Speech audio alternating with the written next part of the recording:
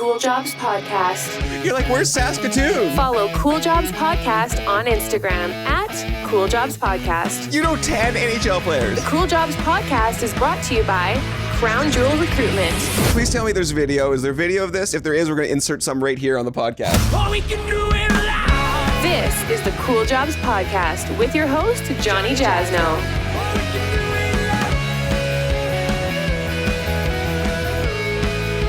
Okay, here we go. Another edition of the Cool Jobs Podcast. Before we get to our interview, he's right there. I cannot wait to talk to him. Cool Jobs Podcast brought to you by Mark Curtis at Crown Jewel Recruitment. Looking for a job, Mark and his team have opportunities in several industries and segments. Whether it's finance, sales, engineering, supply chain, or executive, Mark is able to provide the process that identifies top talent that gets you hired. Check him out today, crownjewelrecruitment.com or on LinkedIn. We have Bill Fortier with us from CTV National News. Bill, before we get into it, Fortier, where to me it's French. It's French. Okay, well, give me the Coles notes on it. Well, yeah, so it is a French name, obviously, and you have to go back pretty far in my family's history to get to that French side. And, you know, my grandmother on my dad's side didn't really tell me the story until I was sort of a young adult. And, you know, I guess I don't really know exactly how much I remember and exactly how much of what she told me is true. Okay. But what it comes down to is, you know, my grandfather's grandfather or perhaps his dad owned a hotel in Winnipeg, in downtown Winnipeg. And before he had married, in his will, he had left everything to the church, okay. The French Catholic Church of St. Boniface, which is the French Quarter of Winnipeg. Didn't change his will when he got married and had kids, tragically died. And the church came, the priest, and took the deed to his business, leaving, you know, my grandfather's grandmother or whatever, mother, great-grandmother, I'm not sure which it was, basically penniless. And so what she did, you know, back then, you know, the English part of Winnipeg or St. Vital was separated by St. Boniface, the French part by one street. They moved into the English part. They left the church, of course, and leaving the church back then was leaving the French Canadian community. And so, you know, they moved to the English section and basically that told the kids, okay, you're now 40 years. You're not Fortiers. You don't speak French. You speak English to these people. So you only lose English. So it's really kind of sad that we basically lost that French part right. of the family culture and heritage. It is sad. And I've long thought about trying to take some lessons and trying to get that back. But does any of your relatives, for now, any relatives speak French at all, or we're 100% English? Not on that side of the family. No, not on that side of the family. All English. Okay. Well, let's get to the meat and potatoes why you're here today on the Cool Jobs Podcast, because Bill has one cool job. Alberta Bureau Chief, CTV National News. That's quite the title. Probably comes with a huge paycheck, I'm guessing. And at the same time, what is a bureau chief? Like, that sounds pretty fancy. Yeah, it sounds like I go around deputizing people, right? Like that I put stars on people. No, it's so. I mean, the bureau is a small one. There's two of us. Okay. It's me and a videographer editor. He does both. And that's the same as the British Columbia Bureau, the Manitoba Bureau. A lot of the bureaus are just two people.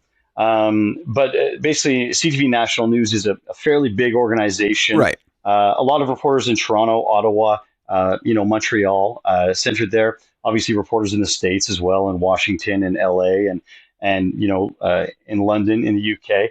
And so the bureau chief, which is my role, basically my job is to report for CTV National News from Alberta. So on what's happening in Alberta. So, you know, we have a half-hour newscast with Lisa LaFlamme, and basically if there's a story out of Alberta that's big enough to find a chunk in that half hour of news, you know, it's myself and Jay, the guy behind the camera, who also edits the pieces, who put that story together.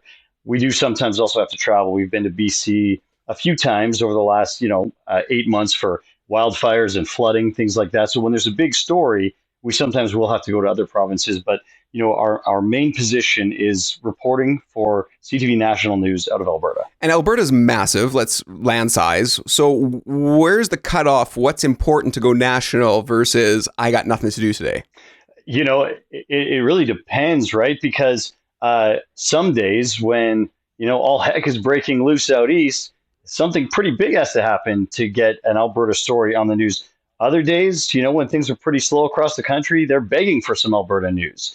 So every day is a little bit different. But I'll say when Alberta was leading the country in terms of not just the rate of COVID cases back in I think the third wave, fourth wave, both, but the actual number. I mean, that was big news. That was national news. There's a lot of day-to-day stories, the political stories that will get a spot on the national news, and of course, there's the big breaking news stories. Of course, there's the Fort McMurray fires and Slave Lake fires and the flooding in southern Alberta. Like you say, it's a huge province, so there's we do have to travel around the province quite a bit. We're in Calgary fairly often. We're based in Edmonton right now, based from our homes, right? But pretty soon, likely, hopefully, we're back at the station at CTV Edmonton. We're going to talk more about the national coverage that you do, but let's start at the beginning here. Winnipeg boy, right? Born, raised. And where did this love for news, information processing, I got to tell a story, where did that come from? And how did your, growing up in Winnipeg lead you to where you are now? Yeah, it's a path, right? It's a journey. That's cliche. I hate that, but I was always a writer. I always enjoyed writing, and it's something that I always could do. But I didn't really know what I wanted to do with my life, in high school, and in grade 12, shortly before we graduated, I did a bit of everything. I played some sports. I did musical theater. I took different science classes. I took everything available because I just found it interesting. Shortly before graduation, we were supposed to find a place to do like a 2-day work placement sort of thing. Okay. I can't remember what it was called, to say like, oh, this is a potential job for me. I didn't do it. I don't know. I just forgot. I was a dumb 17-year-old. And the guidance counselor called me over and asked me to come to the office, and I basically said, like, you haven't picked anything. And I said, oh yeah, I haven't gotten around to it. And she actually said, well, this might be a really interesting one for you. CBC Winnipeg is offering, a little 2-day tour. And I was like, oh, that could be cool. That sounds neat. So I went there, and I was pretty fascinated by what I saw. Now, of course, this was 1998. So right. Like a newsroom then is very different than now. Right. But, watching these people rushing back into the newsroom and with their footage on beta tapes and popping those. We used beta tapes until the early 2000s, remember, but it's not the same beta that was used in the 80s. Different format, digital format. But anyways, I thought it was pretty cool, but then I moved on. I graduated. I tried university, I took a year there. That was interesting. I worked 3 or 4 jobs. I did dinner theater. I did singing telegrams. I did, a long range of things. And you're still in Winnipeg. And then I took after 1 year of university, I took a year off just to kind of figure out what I wanted. I worked in several different places. And then I heard an ad for a broadcast journalism program. And I thought, that was kind of cool what I saw at CBC Winnipeg that time. So, on a sort of a whim, I went down there and I took their little aptitude test or whatever, their entrance exam, and I did pretty well on it. And yeah, next thing I knew, I had a student loan, and I was off to this course at a school which is actually not even around anymore. Like, that makes me feel old. Like the school that I went to for broadcast journalism doesn't even exist anymore. Like, it feels like it's like the School of Athens, and I was like, Plato was my teacher. Yeah. But that's where it started, is that I went to that school, and the school wasn't even a great school, to be honest, but really good textbooks, and I read them, and pretty good teachers. And so, from there, I did a practicum in radio, actually, and okay, that's what I was going to say, because I wanted to do news. You go to broadcast journalism, you have radio, TV, paper at the time, right? There wasn't too much internet reporting or internet stream, so you had one of those 3 to pick. I was gonna say which was your path. Well, yeah, like I kind of thought TV, but it was you know what it's like. I mean, in radio you kind of and TV you kind of take what you can get, right? Especially back then, it was very competitive. So I was offered a practicum up in Dauphin, Manitoba. Great little station there, 730 CKDM. You're a CKDM guy too? Music. Yeah. CKDM, what up? I know. I think you and I have actually talked about that before at a media bonspiel like years ago. If it was at a media bonspiel, yeah, way too many little bevs, but yeah, crazy, awesome. And as you know, like that's a great station. Yes. It's a great training ground, right? 100%. A lot of people have gone through there, right? The best and worst thing about that station is that everybody can do and cut their teeth there, but nobody sticks around. So I'm sure the owners and management must just hate when like owning that operation, because they're like, what is going on? Everybody leaves. Everybody leaves. I don't think there was one person when I was there that was actually lived from Dauphin at all. Yeah, there was one guy, Darren something, but the most people had like Heather Prozac, who you probably know, who works in Calgary now on radio. She was there when I was there. Jeff White. Yeah, there was a good little group, and it was mostly young people. But as you probably remember, and I'm sure it was the same for you, the pay at 730 CKDM was like almost nothing. Like I got my paycheck, I made my car payment, I bought 6 beer, some craft dinner, some bread, and then whatever was left from my paycheck, I put that much gas in my car. And then when I ran out of gas, I walked to work until the next paycheck. That's awesome. Right? Like that was it. I think my first starting salary was $1,100 a month, I want to say. And I remember my rent was like $235. Yeah, that was about what I had too. And I lived in this weird place right beside an A&W. And I remember the liquor store sold Pilsner 12 for $12. And do the math on that. Like that's like a little over 13 grand a year. Oh, I know. Do you know what I mean? I know. That's, like at the time, considering, you were expected to, so I went there for my practicum, and then they offered me a job, and it wasn't in news, it was as an announcer, but I took it anyways because it's a foot in the door, and as you know, you get to put together your own newscasts and everything, and I sometimes filled in as a newsreader as well, so I did get to kind of get started in news, so, I took that job, but you also had to voice and produce commercials sometimes, right? So if you actually put together all the hours you worked, you definitely made less than minimum wage by quite a bit, I would think. Yeah. Oh, man. From Dauphin, where did you go? So a position opened up at 8 Channel. Remember the 8 Channels? Yeah. At 8 Channel Winnipeg. Yes. Yeah. So it was a writing position. And I from college, writing was kind of one of my strengths, was sort of news writing, broadcast news writing. So I put my name in, I got an interview, and they got me to do a couple writing samples. They gave me some CP, Canadian Press wire copy, and they said, like, rewrite this as a 25-second voiceover, and they gave me 4 and gave me like 10 minutes. So I did them, and then that got me a second interview. So I went in for, I drove to Winnipeg for a second interview, ended up getting that job at 8 Channel. I was a writer there for, I think, a year and a half, maybe 2 years, and then got into reporting. Just a job came up and I applied for it as a reporter. So we're talking about maybe 2004. I started there in early 2002. So it would have been late 2003, early 2004. I would have been like 23. So I remember when I started at 8 Channel reporting, I was the youngest TV reporter in Winnipeg, which is funny because now it's not that unusual to see someone 23, 24 reporting. But then it was unheard of. Like that was intimidating, right? Oh, I bet. You got all these veteran guys and you're coming in as the new kid on the block and you're like, okay, I'm just going to go do this story and this story. And I bet you, especially if you got those bigger stories than the other guys, right? That's would really like get them going. Yeah. And the other reporters at the station were, for the most part, pretty supportive and great. It was more, I think, the other reporters from the other stations, especially print, right? Like, I don't know if people know that, but like, I have a great relationship with the print reporters in Edmonton, but it is very well. It's in some ways it's the same, and in some days it's really different what we do. We gather in the same way our news, and then the way we present it and put it together is very different.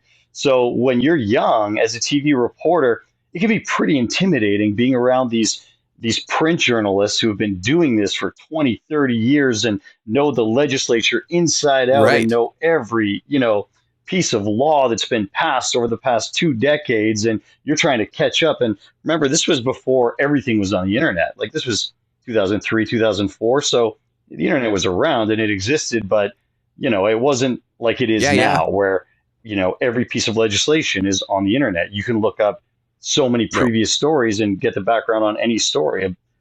Big part of our job now is using the internet. Back then, I didn't even have a phone with internet, right? I had to go back to the station and look things up if I needed to, right? Oh, that brings back so many memories, going back to the station to look something up. I've been there. I know exactly what you mean by that. Man, that's crazy. So what year were you at CK?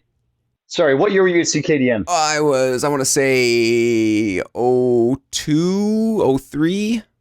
Oh, so just after me. Yeah, just after me. You must have just left because Darren, did you say Darren Brown? That sounds right. Yeah. Yeah, he was there, and I hung out with him a lot. And then I was only there for 6 months, and then Prince Albert called me back, and I was like, I'm out of here, gone. Like I didn't even change my plates. Did you have to do that thing where when you did the weather, you actually had to dial up Environment Canada and listen to it, give all of the forecasted highs and the current temperatures, and you'd write them all down on a piece of paper? Sometimes, and then that's how you did your weather? Internet went down, we had to call the number. I totally remember that. And I totally remember not being able to record phone calls. And I'm like, we're at a radio station and you want me to do this interview and this guy swears all the time and I'm not allowed to record him? How does that work? Okay. When did you make your way out west? How did that happen? Okay, so eventually 8 Channel turned into City TV. Okay, yeah. And then in I'm going to say 2006 maybe, there was a big, a bunch of layoffs within the City TV network, and they canceled News at 6, News at Night, and only kept the morning show. And so, as a news reporter, it was time to get out of there. And so eventually, there were a few people who had gone from 8 Channel Winnipeg to CTV Edmonton, CFRN, including Joel Gottlieb and Aaron Isfeld, Ashley Akay, Kim Taylor. So I knew some people, and they kind of put a good, word in the news director's ear out here for me. And one day I just got a call asking if I wanted to come out and work a part-time job, but with full-time hours, lots of hours available, and had nothing else going on. So I said, sure. I'll never forget the news director at the time, Steve Hogle, said, realistically, like, when could you be out here? And I said, I think in about 14 hours. Like I had nothing else. So I'm like, I'm just going to pack and drive, So I did. I packed up. I ended up, taking a few weeks and packed up, got everything, found a place in Edmonton, drove out here, worked a part-time job. And for a part-time job, I think the first few months, I didn't work a single week that I didn't work at least 6 days. It was just there were so many hours because they were a little bit short-staffed, and right, and local TV was still a little bit healthier than it is now in terms of revenue, I think, and so there were. So what year was that you moved out to Edmonton? I got here on September 1st, 2007. So I was 26, about to turn 27 years old. 2007, yeah. Wow. So you've been in Edmonton quite a while, way longer than I thought, actually. Yeah, it'll be, this year it'll be 15 years, so quite a while. My goal, because I actually had a non-competition clause in my old 8 Channel contract, so I couldn't work in TV in Winnipeg for 6 months. So my goal was to ride that out. I thought, okay, I'll spend 6 months to a year in Edmonton, and then I'll head back to Winnipeg. And then one thing leads to another. You end up staying in a place, and of course, I met my wife here. We bought a house, had a baby, so. Things change. So you moved to Edmonton. Are you reporting then straight off the hop? And that's your 6 days a week, pretty much reporting?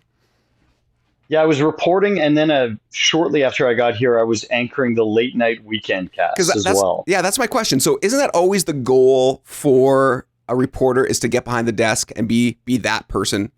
Is that the end goal? For some reporters, I personally, it's not my favorite, I'll say. I'm a reporter who loves being out in the field. I love reporting out in the field. For me, the end goal was always the job I have now. When I was in Dauphin, I used to watch CTV National News every night with Lloyd Robertson, and I saw that as the gold standard in TV journalism, and I wanted to be a part of that.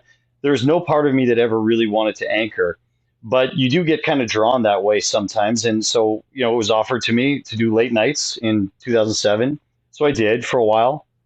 And then I eventually got off weekends and worked 5 days a week reporting for a couple of years. And then an opportunity came up when the weekend anchor left for Vancouver, and myself and Brenna Rose started anchoring. We spent about three and a half years producing and anchoring the weekend news on CTV. So those years I was reporting 3 days a week and then anchoring on weekends. And I liked it because I was producing the shows that I was anchoring. I think it would be very So maybe dive into that a little bit. What's producing all about? Obviously building the show, but like how much ahead of time do you start that before you go live at 6? Well, you start that about 9 a.m., right? And go to air at 6. So it's all day. It takes all day. And, most shows, the producer produces and then the anchors, but anchors typically do have their hands in the show quite a bit. They do a lot of writing. They do a lot of editing. They vet scripts and things like that. But producing your own show was nice because we had full control, Brenna and I did, of what was going to go in the show and how it was written, how it was presented. And it was a lot of work because, of course, weekends you have smaller, more of a skeleton crew, right? You're shorter staff during the week. Right. But we liked it because we were in control of a show. We were able to make it as good as we could. And we were pretty proud of that show for those years. But then, I got married and, my wife had weekends off and I wanted weekends off. And there was a late night anchor who was really ready to move into the 6 o'clock role on weekends. And so I took the opportunity. I went to my news director and said, hey, what do you think about, Dan Grummett taking over the 6 and me getting back to Monday to Friday? And, as I have been in my career many, many times, I was really lucky and very fortunate, and things kind of fell into place at the right time. And I was able to get back to 5 days a week reporting, which frankly is my goal. That's what I've always wanted. I didn't get into this to be an anchor ever. And it's not really an end goal for me either. Tell me about producing the show one more time in terms of timing, because every story, different length, people read at different speeds. You probably read different speed than your co-host does. I know you're supposed to be.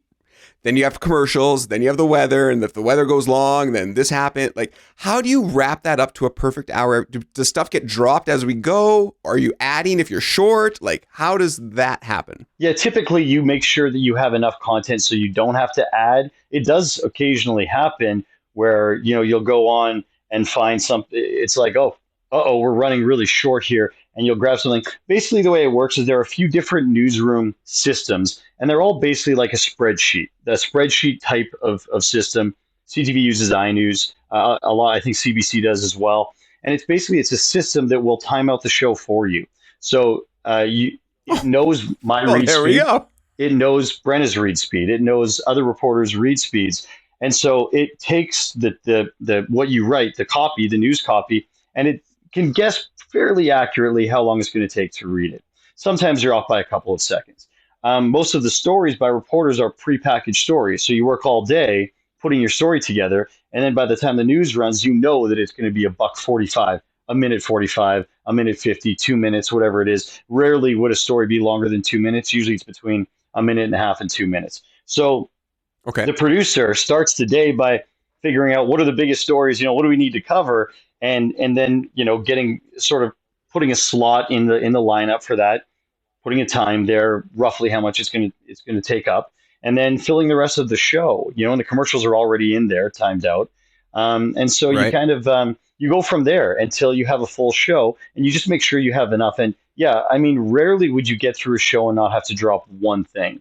But often what you drop is a 20-second national or world voiceover that was sort of a time filler. You try to take the least important thing when you're going to drop something. But stuff does get dropped all the time. And sometimes, especially at national, sometimes an entire story might get dropped because, it's like I said, it's not easy to get your 2 minutes into that half-hour show when it's covering everything in Canada, right? So producing is basically it's math. It's a lot of math. And then the producer sits in the control room during the show and it's almost like a real-time calculator that's telling you either red, showing you like you're 24 seconds heavy right now, or green, saying like you are 15 seconds light. And so the producer will say to the anchor as well sometimes, like, okay, you guys are a little light, but you're okay. But if you want to have an extra 10-second chat after weather, feel free. Or they might say, wrap this up quick after weather because we're a little heavy right now. So, you can. Are they talking to you in your ear while you're live? Yeah, all the time. They try not to when you're reading while you're in the middle of a read. Occasionally it happens, and even as a reporter, when I'm going live, say on CTV News Channel, if all of a sudden they're seeing on another feed that the prime minister is walking up to the microphone and they want to go to him, sometimes they'll say, wrap it up. And so you have to be able to keep talking, hear them. And but for anchors, rarely do they do that. You don't usually talk in someone's ear as they're talking. There's a lot of opportunities. There's clips, right? An anchor will throw to a clip from someone, and that's usually 15 seconds when they can get in their ear and talk to them. Or, when they throw to a reporter's piece, a prepackaged reporter report. That's another opportunity that the producer can talk to anchors or the director can. So there's always little, a few seconds here and there where you can talk to them. Can you talk back to them without your mic being live? Or they shut off your mic during a clip and during a reporter package or a report. So yeah, when you're not actively reading, for the most part, your mic gets shut off. Now, we've all seen enough bloopers to know that it doesn't always work. Sometimes that mic is left hot. And that's happened to everybody, but that's why you never swear when you have a mic on, ever, right? When that mic's on, you never swear. Let's visit that for a second. Your blooper that stands out in your mind that you're like, oh, I cannot believe this happened live on TV. It was actually on radio. It was in radio. Oh, it was radio? It was my first year and at CKDM, and I was doing the weather. And, I was when you do weather at a small station like that, as you know, you have to cover like 15, 20 different communities' weather. And it takes forever, right? It's a 5-minute weather package. It really is, at least. And as I'm doing it, the phone starts ringing, and I look down and I can see the little call display, and it's, a local family. And I always would be a little bit annoyed because it's like, well, why would you call right now? How can I answer the phone? I'm doing the weather. You know what I mean? And so whatever, it stops ringing. I keep doing the weather. And then as I'm just about finished the weather, I see it ring again. I look down, same number, same person. So I finish up. I'm like, that's your latest weather for 7:30 CKDM. Boom, start an intro to a song, turn off the mic, hit the phone. Hi, CKDM. And a voice says, yeah, hi, can you tell me what the weather's going to be like for today? And I was like, I sure can. Actually, no, he asked, can you tell me what the temperature is right now? And I said, sure can. I literally just finished doing the weather. Just finished. And the guy goes, oh, sorry, I don't have the radio on. So I say, it was summer. I said, 27 degrees, beautiful day. Have a great day. And he's like, yeah, you too. Bye. Hang up the phone. And I say, why don't you turn on your expletive, which I will not say here, radio. And I kind of looked down and I noticed that I hadn't hit the button properly to turn my mic off. So my mic, which is right here hanging in front of me, is still on. So I turn it off. I'm 22 or so, 21 years old. And I'm like, oh, how bad is this? How bad is this? Luckily there was a loud intro to a song happening. If you remember at CKDM, there was a second phone there, the business line that only, certain people had the number to. That phone starts ringing. The name comes up on the call display, and it's the general manager of the station. It's Linus Westberg. And I don't know if you remember him, but at that point, I'm 21, and I thought, you know what? My career is over. Like, I'm fired, for sure.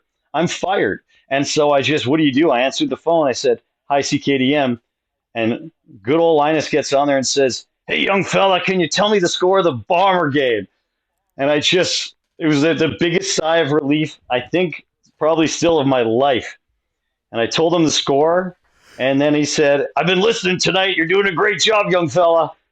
And I was like, oh, thanks, Linus. I hung up and I was like, oh, you just have that feeling. You're sweating like you dodged this bullet.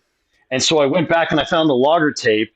And I gave it a good listen to, and you could hear me talking in the background on that phone call, but it was faint because it was a loud intro. You really would have to have been listening pretty close. But still, the logger tapes back then were still cassettes. I'm not going to lie. I took it in the room with the bulk eraser. Those tapes only last so long anyways, and I just gave it a quick once over, popped it back away. Just because if that ever came up, it'd be like, well, let's go to the logger tapes and see if that actually happened or not, right? I love it. I love it. The Cool Jobs podcast is brought to you by Crown Jewel Recruitment. Hi there, Mark Curtis, Managing Partner, Crown Jewel Recruitment. We're very excited to partner with the Cool Jobs podcast. A little bit about us. We specialize in mid to senior level management positions, all types of industries. We also have entry level all the way through to executive suite.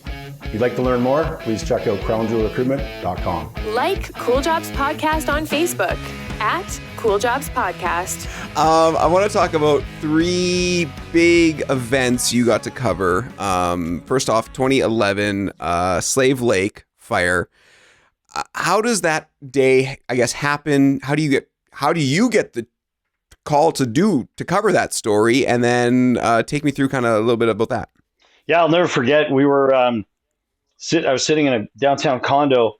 I just barbecued steak, I think it was, and we were sitting down to eat, and I was checking my emails, and it was like, geez, this situation is not looking good. You know, the days before, we had been getting updates from Alberta wildfire about how things were looking pretty good, and we were sending a crew up there, a camera, but it wasn't me.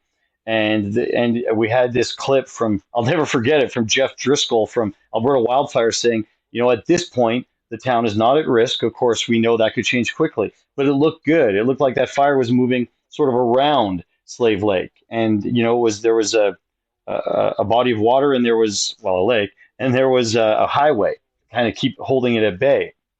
And that night, one of our guys was out there, and he starts emailing. He's like, this is bad, guys. It's entered town. It's jumped the highway. He started sending in pictures and video of town hall on fire and a car dealership on fire. And I got a call from who was at the time the supervisor for camera guys, the photog supervisor, Barry, who had been told by the news director or the managing editor, I'm not sure, saying, hey, can you and Bill head there maybe early, like first thing in the morning? He called me and he said, are you watching what's happening? And I said, yeah, like I'm seeing this. And he said, how early would you be willing to go? And I said, well, should we go now? You know? And so we talked to the managing editor at the time, and he said, if you don't mind, yeah. So I put down my dinner in a hurry that night, and we were off. We went to Westlock first, where we knew there was an evacuation shelter that had been set up to talk to people who had evacuated about what they saw, what they heard. And then that night, I think we got as far as maybe Athabasca. I think we eventually got to Athabasca and found a hotel, stayed in Athabasca that night. And that hotel in Athabasca would be my home for the next 2 weeks. You know, like we ended up staying there a long time. And every day going to this massive complex in Athabasca that had become an evacuation center, and talking to evacuees. Right. And the mayor would come by there, Karina Pillay-Kinney, the mayor of Slave Lake at the time, and give updates there and give updates to the media. And then we'd sometimes get tours of Slave Lake. Yeah, what's the distance, Athabasca to Slave Lake? I think it was about an hour and a half. I could be wrong. It was pretty far. Okay. It wasn't super close. I think it was an hour and a half. And so, yeah, it was a bit of a drive, because a lot of days we'd start our day in Athabasca and then go to Slave. We couldn't get in, but they would, a few days after the fire, they started doing media bus tours, because they knew, you know, number one, that people wanted to see what Slave Lake looked like. You know, they knew that people wanted to see what the damage was, what neighborhoods were still standing, what wasn't. And, you know, news media has the ability to show a lot of people that by getting a few of us in. And also they knew that, you know, reporters and camera people are going to find a way in at some point. So rather than having no control over the situation, they made the smart decision to have control over the situation. And they organized media tours where they could get us in, they could watch us, they could be in control of where we went, and they could make sure we all got out safely. And a big part of it is they do want us to be safe too. Of course, they don't want us in there where there were dangerous situations in there. During one of the tours, you know, propane tanks were exploding. I think even there was some live ammunition that was going off at one point. I wasn't in there for that, but so yeah, we stayed in Athabasca, and every day we found new ways to cover the story based on whatever the big development of the day was. And often we had 2 or 3 reporters doing 2 or 3 different stories. And you're also juggling that with CTV News Channel, which is the national 24-hour news station that we run. Always wants more information, and they have a 24-hour news wheel to fill. So they always would be looking for what we call a live hit. Basically, you stand in front of the camera and you talk, and the anchor will ask you questions, and you'll do your best to answer them. So we were trying to gather stories, drive that hour and a half to Slave Lake most days, gather everything, write our stories, and get everything on the air for our 6 o'clock newscast. So those were How do crazy. you send the video back to Edmonton? How does that work? Because those are huge files. Everything's huge. You can't go live all the time. You guys have like a pipeline of internet that just goes back to the station, or how does that work? So that's changed a lot over the years. When I started in the industry, TELUS and the other phone operators in each province set up what were called bang boxes. And so you literally had to drive to a town that had one, a TELUS building. Most TELUS buildings would have them in Alberta. And everyone who worked in news knew the code for this box that would be on the back of the building that you could open and you could plug your camera into and feed video. You'd book a window that would cost, I think, a few $100 per half hour, something. I don't really know actually. And you would feed video. You'd call TELUS and they'd open up a line. And then back at the station, someone would route up that line and you'd feed your video in. That was not ideal because if you weren't near one of those bang boxes, you wouldn't get your story in. I remember covering a story out near Lloydminster on a meteor and piece of meteorite that had crashed and trying to get that story in and find a bang box, and it was terrifying. So with the advent of quicker internet, what we started doing was getting like an internet stick for your laptop, and we couldn't feed in a raw video because, as you say, that would be a way too big a file. So we would edit the story, write the story in the field, edit the story on that laptop on an edit system. And now you only have a video file that's about, 2 minutes or less to feed. So you'd feed that over the internet and you would put it on an FTP site and then they'd bring it down. And that worked for a while, but it was difficult. And Slave Lake is a perfect example because that's how we were trying to do it in Slave Lake. And there were times when myself and John Mees, who was the shooter, we call him, or videographer, editor, and I would be driving, trying to get a better, faster signal because we'd be watching the clock and the story has to run in 12 minutes and it's saying it's going to take 11 minutes for this thing to feed. You're watching it upload and it's like, it's very stressful. And so I would drive the truck as close as I could and we'd look for just a tower, a cell phone tower, and try to get a better. And I remember there was 2 occasions where John actually would get up and climb up and hold the laptop up as close as he could to the tower, like an offering to the, Wi-Fi gods, like saying like, please, like, take my story, take it. Yeah. It was probably like 3G at the time, right? I don't know, 2G, 3G. Oh my God. And it would take a lot longer. And there were times we barely got those stories in. Now, I don't know if you've heard of a DeGero, but that's the industry standard now. There are these units. They look like suitcases or backpacks. There's 2 different versions. And they're basically a little computer that you can feed raw video into, raw footage, clips, anything you want, and then upload the entire raw pretty quickly. Because what it does is it has 4 antennas that can take bandwidth from 4 different cell phone towers. And it's got a pretty good range. So almost no matter where you are, there are some spots that are iffy up in northern Alberta, but almost wherever you are, you can feed in, HD massive video files pretty quickly because you're using, bandwidth from 4 towers at once. Right. So that's how we feed in our stuff these days. So, and with you being now national, all your stuff does it, dumb question because I don't know, does it go to Edmonton first and then from Edmonton it goes to Toronto, or do you locally just go straight to Toronto? And like, where does that, how does that all happen? It could go either way. Basically, okay. If we took our card, it's all on little memory cards now. If we took our memory card, and right now we're working from home. But once we're back working at the station, we might just go and ingest it, pop it into a computer at the station. And once it's in the system for the entire CTV system, right? So we can all view it, we can all see it. But what we do right now is we use one of those DeGero units I told you about, and we pop the card in, we upload the entire file, and that goes straight to a mainframe in, I'm guessing, Toronto. I think it's Toronto. And then, again, we can view it from our systems in Edmonton, in Calgary, Regina, Saskatoon, remotely, anywhere.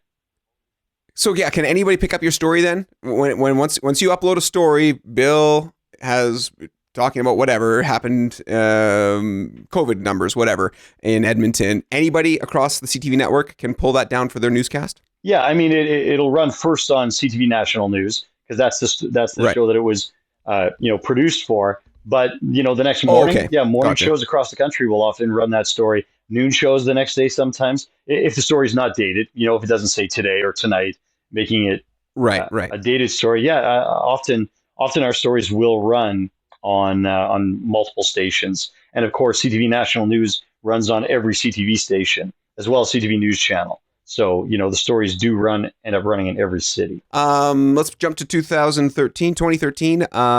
Flooding, Southern Alberta. You got the call again to cover this crazy event. Take me through that one. Where were you? How'd you get the call? How are you the guy again? How does Bill get the call again? Yeah, I mean, lucky is a weird word, but you want to cover these things, and I've been really fortunate that I've gotten to cover a lot of these big stories.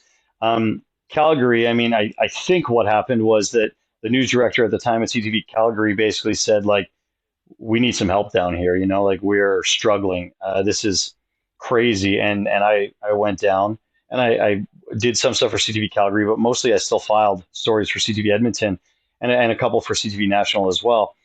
And I'll never forget that day. We drove in with our satellite truck and we got into a certain point near this big river. It wasn't a river; it was a field, but it had turned into this giant river. And this was in High River, where former Premier Alison Redford, who is actually the premier at the time, was from. And we got there, and then the floodwater had cut us off, so we were stuck where we were. We couldn't get out, and so so we pull up, and a national reporter from a competing news agency came over to me and said, "Bill, did you hear about Bill from CTV Calgary?" And I said, "What do you mean? No." And he's like, "Oh, he almost died." And so he said, "Yeah, he's at the fire hall. They gave him some dry clothes and stuff, and you should go check on him." So, we just got there. We hadn't gathered any news footage or anything yet, and we got to the fire hall that was very close and to check on him. And it turned out they were coming out of, I believe, a car wash as the water started coming up, and the water had come up sort of over the boulevard, so they couldn't find the exit out onto the road. They kind of guessed and missed it and went nose first with the truck into the water. The engine stalled, so they had to get out. And they got out, and I think the water started a little below their waist, so they're holding the camera and the DeGiro, which are worth a lot of money, up above their heads. And the water gradually got up to their chest, where they had to ditch the gear, some of it, because it was, dragging them down. At one point, the camera guy that was working with Bill, I think, climbed up onto a balcony and pulled Bill up, and Bill could feel himself being sucked into the deepest part of where this water was. And he told me that night that he thought that was it. He thought he was done. Wow. Terrifying. Yeah. And so he was okay. They got him up there, and then they were rescued by fire crews, either with a boat, I think it was or a helicopter. They were using both. They were using big like garbage trucks to transport people. They were using boats, and they were using helicopters. And they got him to the fire station, got him some dry clothes, and that was a few hours before we got there. Like, this had just all unfolded, and so we got there, and then we got trapped, and so we couldn't leave. So we had to sleep. I think I slept part of the night in the satellite truck, which is hard because there's nowhere to sleep. And then part of it in just one of the news cruisers, you just recline. Slept for a couple of hours, and then I had to get up at 4 or 5 in the morning to start doing live hits for CTV News Channel. So, you're running on coffee, adrenaline, and Slim Jims because all the stores are closed. All you can get is pepperoni sticks. And so, that was, and then a few days there, covering in High River, covering in Calgary, and then we went off to Medicine Hat and covered the flooding there. I think it was 11 days straight I worked, and then we went home. That was wild. Wow. Yeah. Well, since we're here, we may as well go to 2016 for McMurray. I was in Toronto at the time at a conference, and I remember my phone blowing up, and it was like, what do we do? What do we do? What's going on? And I was like, and we stopped the conference. I totally remember this right now. We stopped the conference, turned the TV on, and it was just Fort McMurray fire. What is going on? Bill to the rescue again. Yeah, I think that most of us after Slave Lake thought, well, that's a once in a lifetime story that we're never going to see again. You know, Yeah, I bet. never, I think in our wildest dreams did we think that 5 years later we would actually see something worse and significantly worse, you know. And it was a similar thing. And the first crew that got up there encountered the people racing out. And, like there's two ways out of Fort McMurray, north and south, as anyone who's ever been up there knows. And that imagery, that footage that we've all seen of those cars driving through flame and smoke and trees on fire, and it's something they can hardly see what's in front of them as embers land on their hoods. I just got that sticks with chills. you. Yeah. Yep, And when absolutely. I saw that, I knew it was time to go. And so it's a long drive up to Fort McMurray, as you know. And that first night, we made it to Wandering River, and Wandering River is a spot that if you blink, you miss it, And it's kind of the last town, really, on Highway 63 before you get to Fort McMurray. But there's still I think 3 hours between the two. It's still a long drive, maybe even more.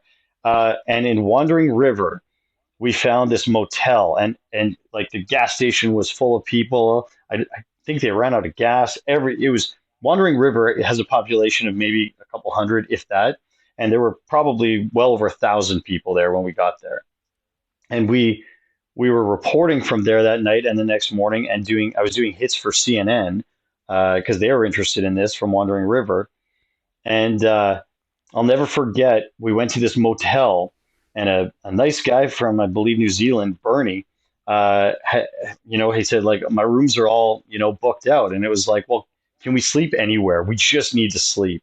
And he said, well, there's a few rooms in the basement that we don't rent out anymore. He's like, you can use them, but my bike's in one of them, and there's only one shared bathroom for all of them. And we're like, we'll take it, So I think there were 4 of us crews, and we each had our own little room, and that no one had slept in for a long time. And I mean, they don't rent them out for a reason. Those beds were not the most comfortable. There was one bathroom at the end of the hall, but man, did that feel amazing to sleep on that bed that night. And then off to Fort McMurray area, and for days Is that a weird feeling? You're driving to the issue, the problem, whatever it is, and everybody is leaving it. Everybody is leaving because homes are burning, buildings are burning, businesses are burning, the city's on fire. Everybody's leaving, and you're driving to it. Is that a weird feeling when you see that happening? It is weird. It's. I mean, the traffic is light, right, which is nice, but you almost feel a little guilty. You know what I mean? Because, you want to make sure you're staying out of the way of emergency crews, because they're the other ones going the wrong way, right? They're the other ones going into it, and so, I think that media has a bit of a bad reputation, and a lot of that I think is because of TV and movies, Hollywood's interpretation of what news reporters are and what they do, and in movies. Reporters never care about making way for police and fire crews and emergency crews. It's all about just get that story, and get it to air. And in real life, I haven't experienced that. My experience has been that across the industry, news agencies are very careful and cautious and appreciative of what police, fire, paramedics have to do. And we really try to work with them and stay out of their way and let them do their thing. And that's a bit of a tangent. I apologize for that. But yeah, no, it's super weird. And on these, you end up finding a place, and it was a truck stop where they had set up the roadblock south of Fort McMurray, and that becomes like a little media village. You have all these satellite trucks from the different media outlets. You have cruisers, and then for that one, because it was several days we were stuck there, CTV National News, which I wasn't working for at the time, and CTV Edmonton both rented motorhomes so that we had somewhere to work, somewhere to take a nap if we needed to. We had a bathroom, things like that. So we ended up having motorhomes up there, which was great because you could sit in there and write your story. And so, yeah, that was several days of going to press conferences and updates when they were available, talking to people when you could, driving around, trying to find other things. Some nights we stayed in work camps, where oil field workers stayed, if we could get a room there. Some nights we stayed in a hotel in Lac La Biche, which is a very long drive back to Fort McMurray the next day. But yeah, it's and those days you're out there for 7 to 14 days at a time, and they just fly by because you get up early, you're doing hits for morning shows, you're doing live hits for news channel, you're gathering a story, you're filing your story up against tough deadlines, you get it to air, you breathe, and then you go for dinner and have a beer with your colleagues. And that's an important part of that day too, is Right. unwinding and saying like, Yep. holy cow, guys, we did it again, and watching the newscasts and being so proud of what you were able to accomplish. And we got a lot of great feedback from the people of Fort McMurray and of Slave Lake before that, and saying like, thanks for doing this. Like, this is the information that I needed that I didn't have. So I was able to watch the news and get that information. So, and that can also be really tough because you can't always get the answers to people that they want. And the answer everybody wants in a situation like that is, when can I go home and is my home still standing? When can I go home and is it still there? And a lot of times it's like, man, we don't know because nobody knows. Like, it's going to be a while before they can make a burned out city safe again. You have open gas lines, down power lines. The entire place is so dangerous that it takes a while for crews to get in there and carefully, make it safe again. So, and I'm not an expert, but by my estimation, crews in Slave Lake and Fort McMurray did an unbelievable job of quickly getting those communities back into some sort of shape where people could get back in. I've seen video of those crews working day and night and putting in long hours, and EPCOR crews and others and emergency responders making those places safe. And I think they really understood how important it was and what it meant to people to get back into their homes, because people were stressed. There's a lot of anxiety and probably PTSD to some extent that people were facing, and a lot of those people just really wanted to get home. Absolutely. How many days were you in Fort Mac? So I did 2 shifts. My memory here is spotty, but I think I did 9 to 11 days straight, and then came down. They gave me like a day and a half, 2 days off, and then went back up for 4 or 5. And then, that was a story that CTV Edmonton actually won a continuing coverage award for, because we kept sending people up. We didn't stop. We kept going because there were more stories to tell. So I think in the end, I probably went up there, not including the 1-year anniversary, the 2-year anniversary, probably 4 or 5 times. They'd give us a few days off and then they'd send us back up, find, what's going on, get more updates. So we were back up there. I mean, in total, I probably spent, I would say, maybe 3 weeks to a month up there. When this is all happening, are you married at the time? Fort McMurray was 2016, so I would have been newly married. Yeah. So that's a whole nother thing people don't realize. You're out there for that stretch of time. Like, it's a big commitment to your job. Number one, leaving your new wife and say, gotta go work. She doesn't know like how dangerous you're in, what kind of situation you're in, right? So like, that's a whole other thing people don't really realize on the back end of what you do. Especially now that I have a baby, and that changes everything too. And I've had to go and that makes it even harder to leave. But Brandy, and she's an exceptionally patient person, and I think you have to be married to a reporter. She gets that it's part of the job, and it doesn't make it easy, I don't think, and it's not easy for me either. But it's not like I'm leaving town for multiple days because there's a light story to tell on. It's because there's something really important happening. Right.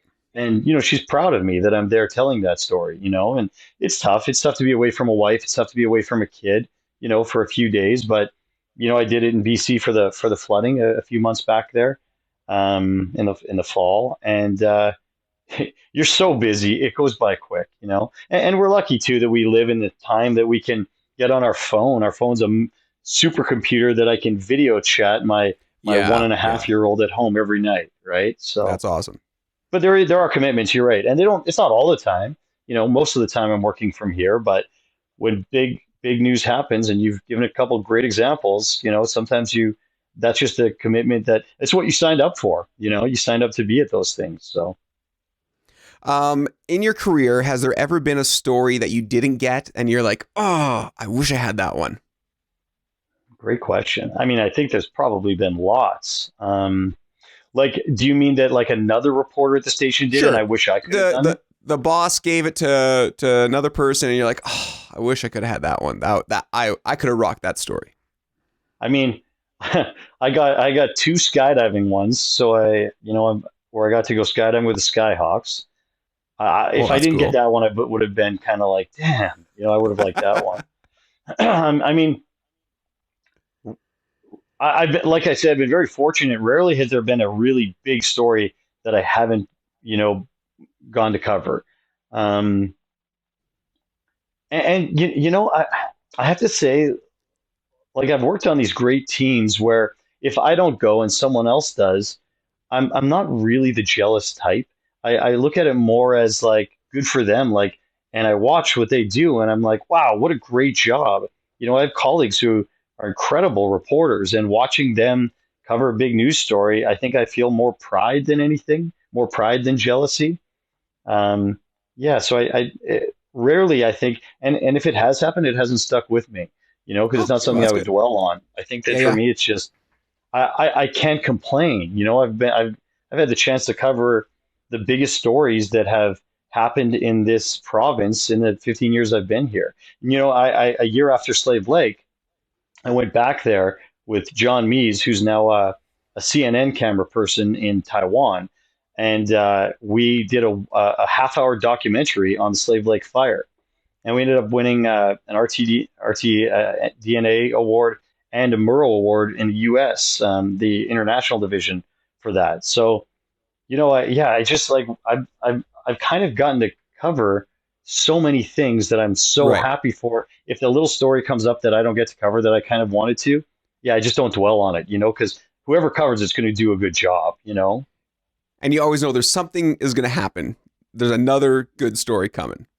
And if the story's big enough, you're going to get sent out there anyways. Like look at the Right. wildfires last year in BC when they started. There's someone out there on the ground, and I love doing that. I love covering. I hate disasters because they hurt people, and I hate that what they put people through. But when they happen, I want to be there to cover them.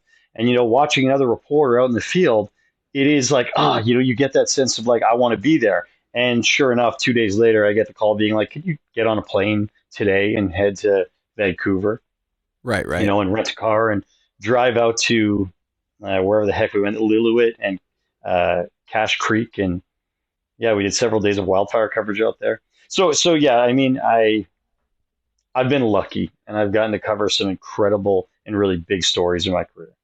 You've mentioned CNN a couple times. To you, is that a big deal getting to that CNN level? And is the goal ever down the road to like, hey, let's maybe make the trek to the States and do this? Or can you just be a Canadian coverage for CNN? Like, I don't know how that works. Yeah, I mean, CNN is huge, right? It's one of the world's largest news broadcasters. So there is a sense when you do a live hit, and the way it works is CTV is not directly affiliated with them, but we have sharing agreements. So if we shoot footage and put it up onto a sort of a large mainframe, they can use it, and we can use the stuff that they shoot. It's a partnership of sorts. So when something is happening here, if they need a live hit, they will go to a CTV reporter. What I would never personally, well, I mean, never say never, but it's never been a goal of mine to work for CNN or for any other American broadcaster or international broadcaster. My whole career, I've been trying to work towards working for CTV National News because it is a national and international newscast, and it has an international presence. And, for me, that's been the goal. And yeah, never have I looked and said, I would like to work for CNN, or that's where I want to get to. That's where I want to be.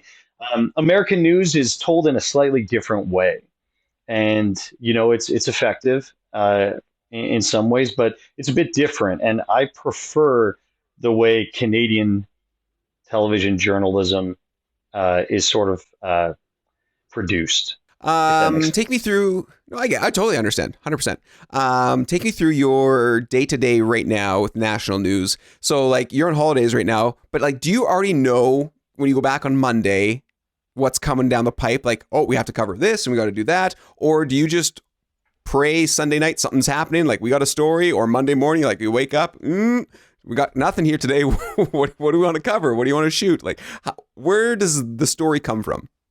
Like you nailed it. It's both. It's the full range, right? Like that's really like you're right on all counts. Like some Okay. days you absolutely know what's coming, and like we typically get a heads up if Dr. Dina Hinshaw is going to have a press conference.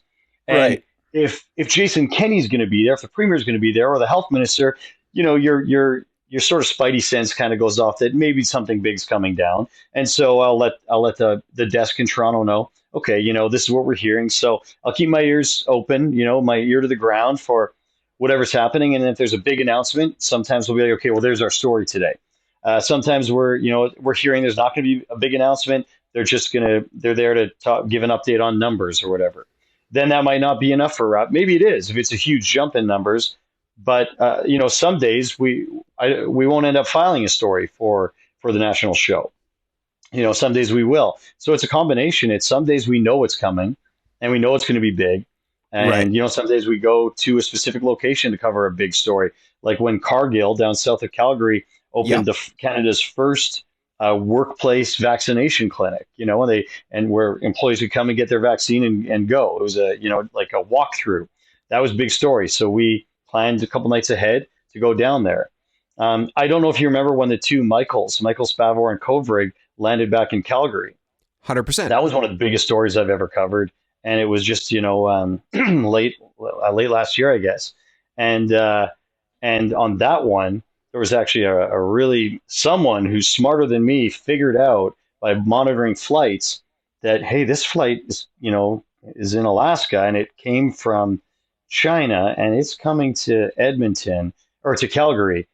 That's got to be the Michaels. And so we that night, booted into action. I drove from here in the evening, got to Calgary at like midnight, slept for 2 hours at a hotel, got up, met the camera guy, and we drove around the airport trying to figure things out. We got to the terminal and saw Justin Trudeau, the prime minister, walk out from the hotel and get in the big black cars. And we're like, well, let's follow them. And so we followed them, and we ended up getting, right to the gates where this private government jet landed. And with the zoom on the camera, we were able to see the two Michaels get off that plane. Someone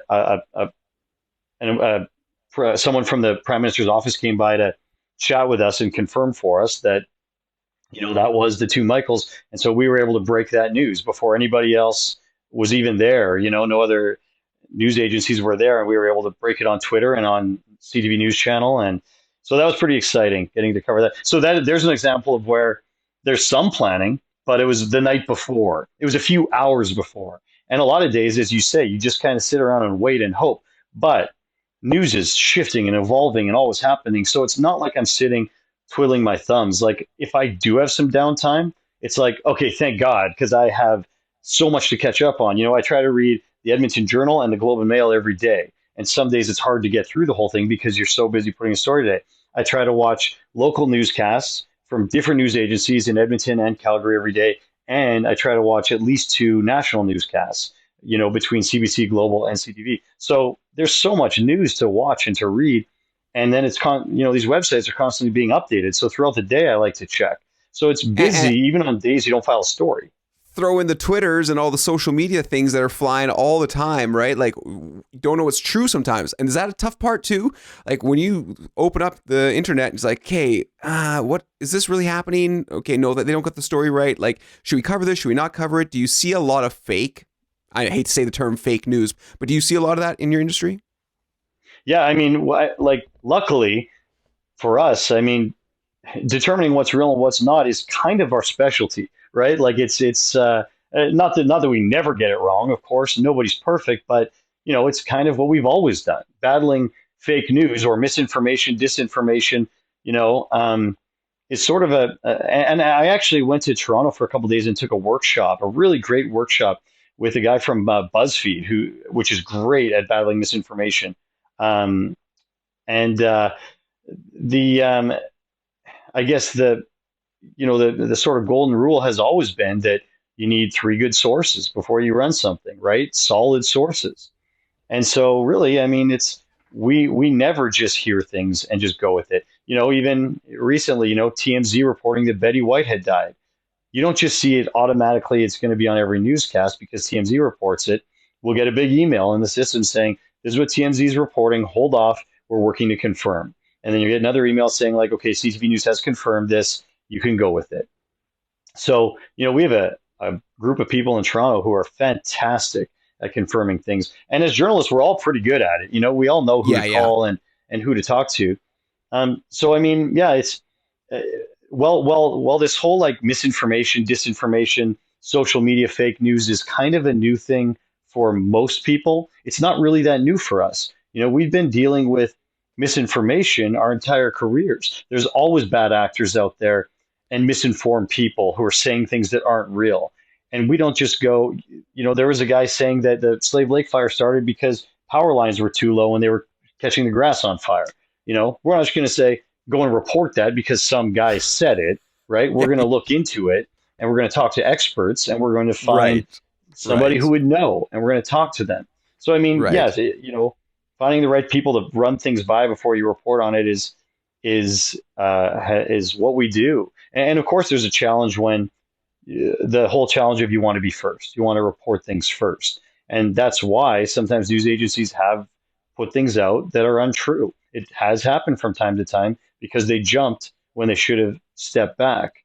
I obviously I'm biased, but I think my company's pretty good about holding off until it's confirmed or until we have an incredibly high probability of knowing for sure, you know? Okay, we're going to wrap up here right away. One more question before we go. So some days, like you said, because it's national and it's only a half-hour show and you can't get they have lots to cover. So out of 5 days a week, how many times do you think or figure your story gets on? It's so inconsistent that it's hard to say. Okay. Like there will be weeks when maybe I'll file 1 or 2 stories. And then there are weeks where I'll file 6 because I'll file Monday to Friday. And then Saturday, something will happen and they'll call me and be like, I'm so sorry. This is huge. Can you do a story? So, you know, my first 2 weeks, I filed every day plus 1 weekend day, you know, and when you're away covering a big event, you expect to file every single day. But during a slow week, like there was a week not too long ago where just not a lot of huge news was coming out of Alberta. And, you know, I think we filed 1 story for that day and then found something interesting and put a story together for the weekend and held it for the weekend. Because some stories take a little time, right? Like some stories you can't get a whole thing done in one day, can you? I mean, most of the time it's that day. But you're right. Sometimes if it's a longer one or if it's more in depth, something that takes a little more investigation, something you haven't been able to confirm, then yeah, sometimes you have to work several days at a story. And then also some days you can. Some days you have something that's not a super hard-hitting story. It's a bit lighter, but it's really interesting or it's really cool, but there's a lot of driving involved or you really want to take your time and get it perfect. And if the show doesn't need the story that night, maybe you can ask, like, can we hold on to this and run it tomorrow? And if it's not something that has to run that night because it's not urgent, it's not breaking news, sometimes, you know, you can do that. But most of the time, the vast majority of the time, we file stories on the same day that we gather them. Bill Fortier, holy cow, Alberta Bureau Chief, CTV National News. You have one cool job. I appreciate it. It's a fun job, man. I think it's pretty cool. I don't think I could do anything else, so I'm glad I have it because I don't know what else I'm qualified for. Man, thank you so much for being on the podcast. Really appreciate it. Bill, hopefully when this pandemic overs, we'll grab a beer sometime and have a chat. Yeah, I hope so, John. Yeah, it'd be good to see you. And hopefully we do a media Bonspiel this year. Yeah, we got a curl, right? Are you curling this year? Yeah, I am. And we'll see if it doesn't get canceled.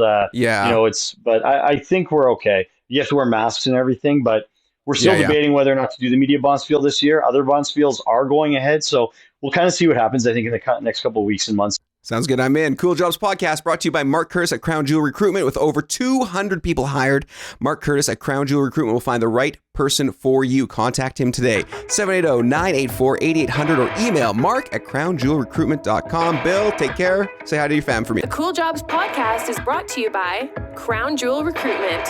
Have a cool job or know someone that does? Let us know. Email Jonny at cooljobspodcast.com. You got me feeling